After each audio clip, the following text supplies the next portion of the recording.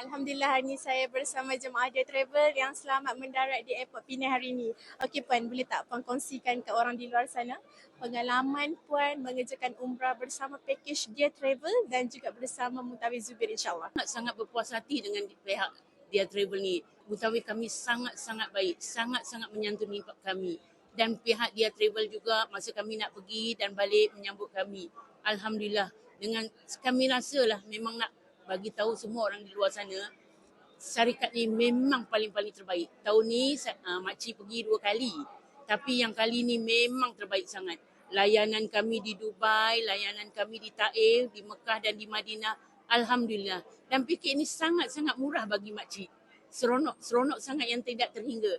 Sangat-sangat rugi bagi jemaah yang tak memilih syarikat ini. Alhamdulillah, Alhamdulillah, Alhamdulillah. Alhamdulillah. Okey Puan, kalau saya bagi 10 bintang kat Dia Travel kan, Puan nak rate Dia Travel dengan berapa bintang tu? Makcik nak bagi 11 bintang rasanya.